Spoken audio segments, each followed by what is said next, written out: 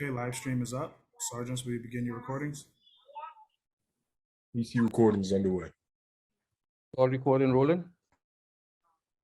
Okay, good afternoon and welcome to today's New York State Committee on Zoning and Finance. At all times, all panelists, please turn on your videos. To minimize disruption, place electronic devices on vibrate or in silent mode. Thank you for your cooperation. Chair, you may begin. Good afternoon and welcome to a meeting of the Subcommittee of Zoning and Franchises. I'm Councilmember Kevin Riley, Chair of the Subcommittee. This afternoon, I'm joined remotely by Council members Boucher, Hanks, Hudson, Lewis. Today, we will vote on two rezoning proposals in Brooklyn for 1034, 1042 Atlantic Avenue and 870, 888 Atlantic Avenue that were heard by the subcommittee on March 8th. Before we begin, I recognize the subcommittee counsel to review the hearing procedures. Thank you, Chair Riley. I am Angelina Martinez Rubio, counsel to the subcommittee. Council members who would like to ask questions or make remarks should use the Zoom raise hand function, which should appear at the bottom of your participant panel. Chair Riley or I will then recognize you to speak. We ask that you please be patient if any technical difficulties arise today. Chair Riley will now continue with today's agenda items. Thank you, counsel. Today we will vote to approve with modifications LUs 20, 21, and 22 related to the 1034-1042 Atlantic Avenue rezoning proposal in Councilmember Hudson's district in Brooklyn. This proposal seeks a zoning map amendment to rezone an existing M1-1 district to a C6-3A and R7A/C2-4 district. A related zoning text amendment to establish an MIH program area utilizing option 1 and 2, and a special permit to reduce a residential off-street parking. Our modification would be to reduce the rezoning boundaries and to strike MIH option 2 and add the deep affordability option while retaining option 1. For nearly a decade, past and present council members, borough presidents, and community board members, together with a coalition of community advocates, have all pushed for a city-led neighborhood plan for an area around Atlantic Avenue that encompasses both of the rezoning proposals before us today. The M-Crown planning vision calls for a dynamic, mixed-use community with city investment in affordable housing creation and preservation, street design, and public realm improvement, and all aspects of infrastructure necessary to support increased density. Councilmember Hudson has secured a commitment from the administration to undertake a community-wide plan for this area of Atlantic Avenue, which will ensure that the growth of this neighborhood will be accompanied by a robust public planning process and city investment. Our modification for 1034 Atlantic Avenue proposal would allow the creation of a new affordable housing development through MIH that otherwise would not be possible on the development side.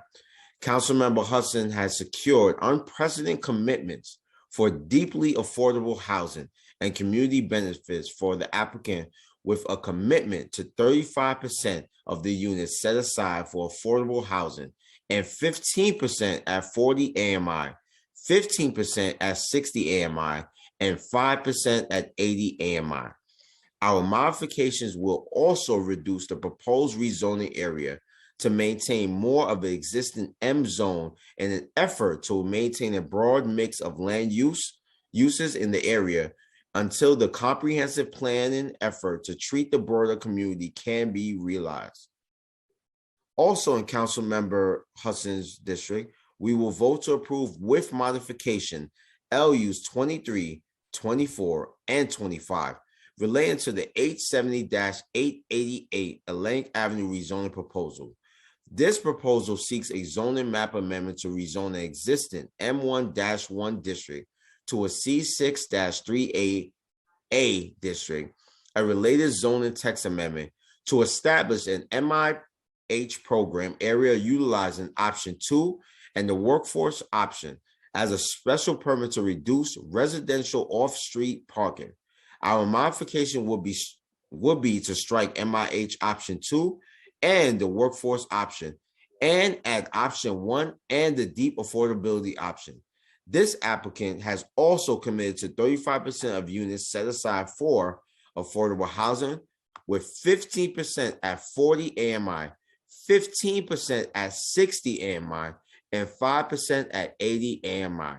Both applicants have also committed to provide to mixed-use community serving space, contributions to anti-displacement organizing, and other benefits. I would like to personally congratulate Councilmember Hudson for negotiating this package of benefits for the applicants and simultaneously winning a commitment from the administration to follow up on these actions with a long-awaited neighborhood-wide and city investment. I would like to give Councilmember Hudson the floor to give any remarks regarding this project. Councilmember Hudson.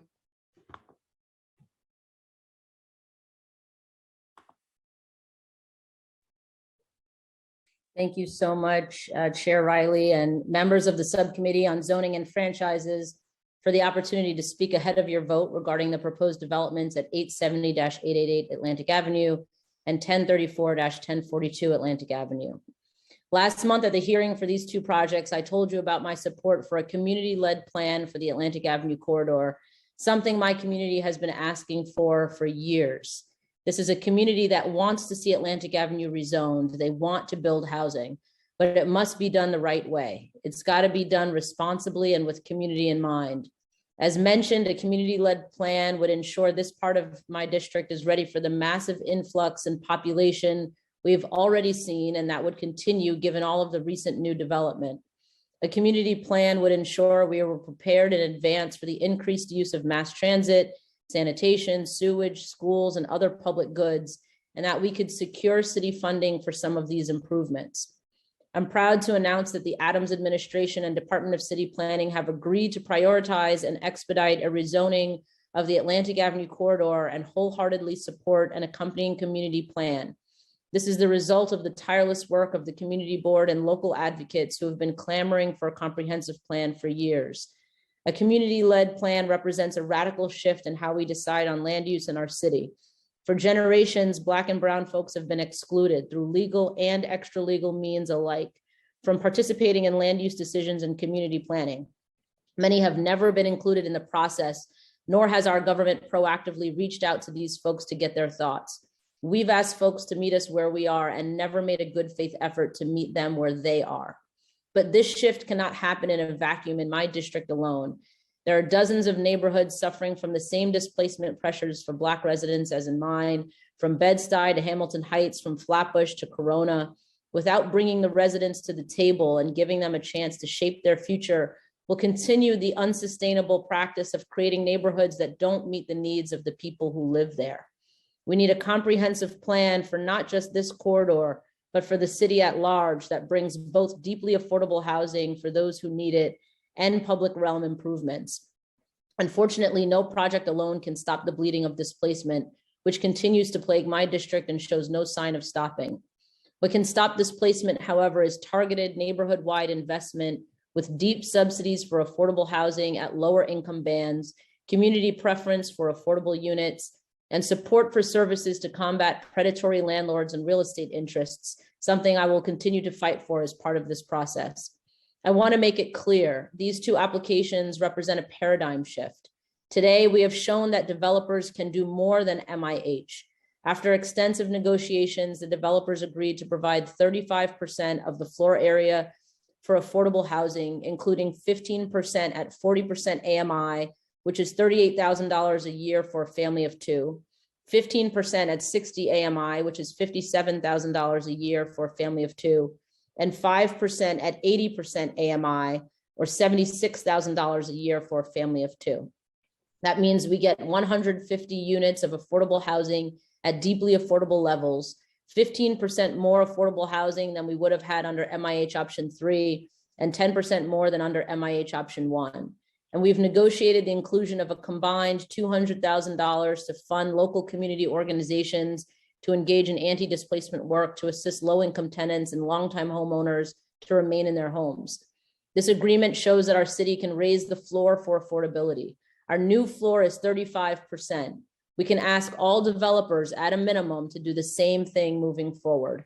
Importantly, this rezoning will bring about much needed, deeply affordable housing for my community for those who need it most.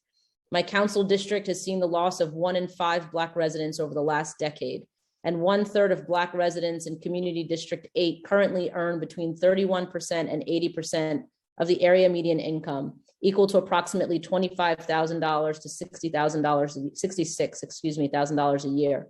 The applications before you today secure truly affordable housing for some of our neighbors most at risk of displacement. With your support, we can finally chart our own course, one led not by developers, but by folks like my 81-year-old neighbor who has lived just blocks from these sites for almost 50 years. With your vote, we can show that the council can do more than MIH. And with your vote, we can meaningfully show our neighbors that we're listening and are doing what we can to keep them in their neighborhoods. Thank you. Thank you, Councilmember Hudson. Members of the subcommittee who have questions or remarks about today's item should use the raise hand button. Now, council, we will announce members in that order that they have raised their hand. Council, are there any council members with any questions? No council members with questions at this time, Chair. Okay, just want to acknowledge we're being joined by Minority Leader Borelli and Councilmember Abreu and Chair Lewis and Councilmember Shulman. Chair, can you please call? Oh, sorry.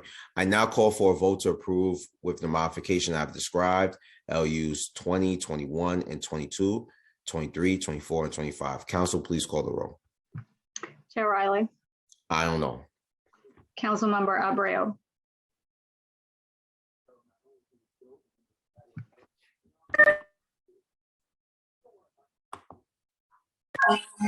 I don't know. Councilmember Moya,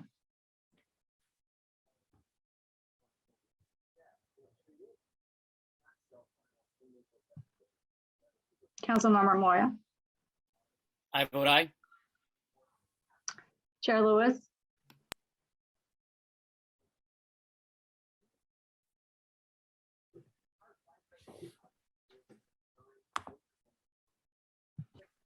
I vote aye on all. Congratulations. Councilmember Botcher, I don't know. Councilmember Hanks, Congratulations, aye on all. Councilmember Shulman, Congratulations, Councilmember Hudson, aye on all. and Councilmember Carr. Aye on all. By a vote of 8 in the affirmative, no negatives, no abstentions, the items are approved and referred to the full Land Use Committee. Thank you, Council.